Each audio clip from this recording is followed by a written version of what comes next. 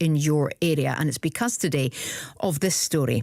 A nature reserve in the heart of Glasgow is drowning in litter, according to some locals who claim there's so much rubbish being dumped it's turning into a landfill. Well, Castlemilk Park recently became Scotland's 100th local nature reserve. Volunteers from the community there have been trying to clean it up almost on a daily basis, but they say they're fighting a losing battle. There's a lack of bins. Well, I spoke to some park users there a bit earlier this afternoon. The litter's terrible. Up where I stayed in the corner there, people just fling their bags down. There's no bins here. Would that make a difference? Oh, aye. For the park anyway.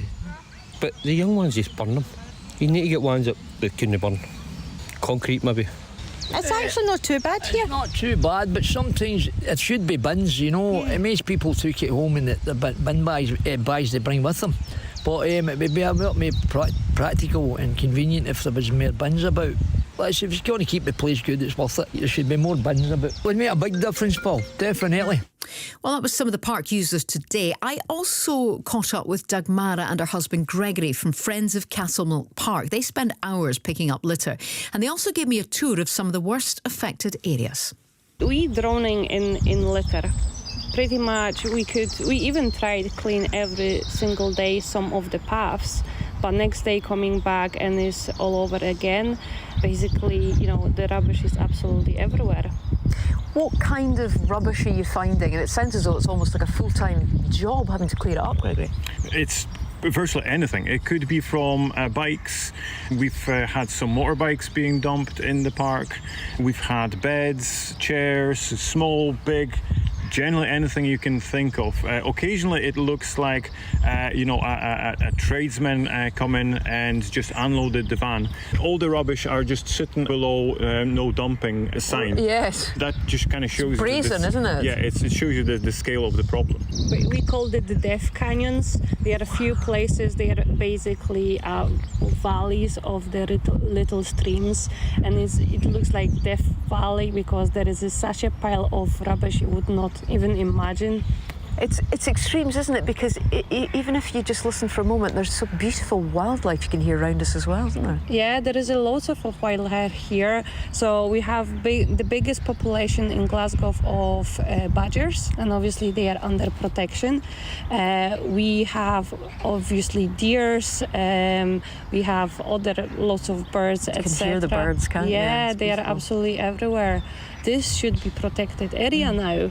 But you know, since it was named that in December, we didn't see much change. Okay, well let's have a wander, and we can talk and walk. Okay, so we've just come across the bridge to the beautiful waterfall. But describe what you're seeing in front of you. We have a wonderful waterfall, but unfortunately with water we get a lot of rubbish brought into this area, which kind of travels down the stream. A lot of people tend to just pass by and throw rubbish into the area. Well, you can see it, isn't there? I mean, everywhere we look, and I've just seen a beautiful magpie fly in, but there's crisp bags, there's drink cans, there's bottles, a lot of plastic bottles, bags of food.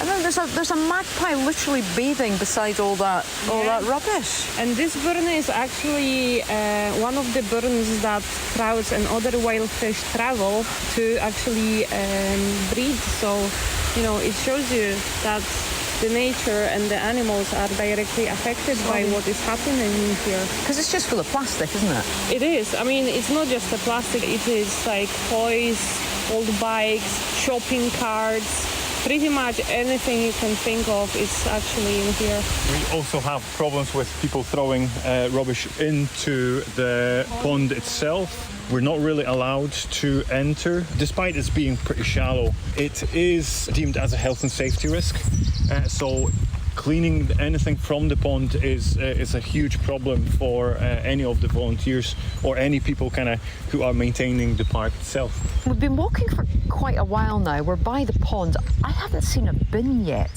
Is that a problem? Yeah, this is actually a huge problem in this park because actually we don't have bins, like at all. at all. There are maybe two entrances to the park, but within the park there is not even one single bin. That's quite unusual, isn't it? 'Cause I'm usually thinking of other parks I'm at. There's usually somewhere that people can put their rubbish, even if they're coming here for lunch or anything, but I haven't passed one yet. There's a lot of foot traffic. If you consider the number of people passing through the park, it's not really a surprise that we are struggling with litter in the park. If people need to carry litter for 2-3 miles, it's just not working. So this is definitely something which we potentially might need to address. Describe where we're going to now. Now we're going to the Oak Tree Gardens mural. It's a fairly new feature which was sponsored by Castleton Housing Association. They do a lot of good things within the park, and they have a Castlemilk Park project which is maintaining the paths. They also cleaning the park.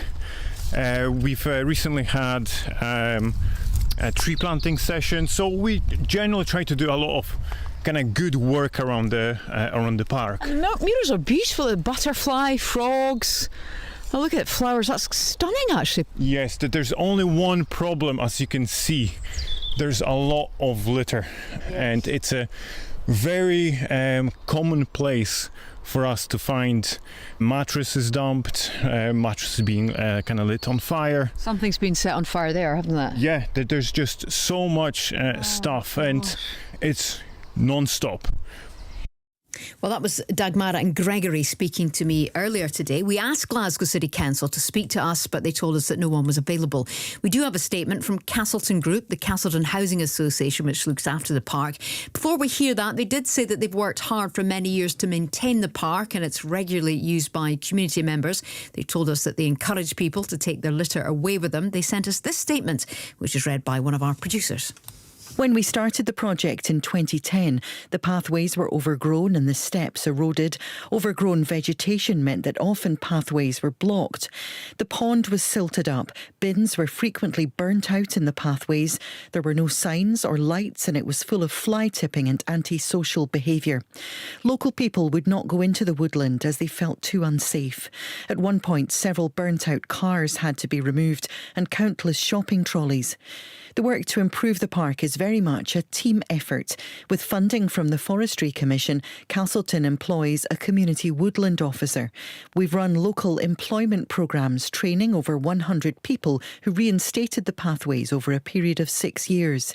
The woodland officer also works with different groups of local volunteers who not only litter pick but improve the biodiversity of the area. He also works with school groups on woodland education and has assisted the Friends of Castlemilk Park group setting up the group and continuing to support it. There is still work to do. There will always be projects ongoing to both maintain and improve the biodiversity of the woodland, deliver more education and keep it free of litter. Well, I am very keen to hear what it's like where you are. Do you have litter and rubbish problems? Are there enough bins where you are? Or is it not about the bins? Is there something else should be done? Should there be more penalties? What are the parks like round you? Do text us. You can do that on 80295, or you can WhatsApp us on 08085 92 95 00.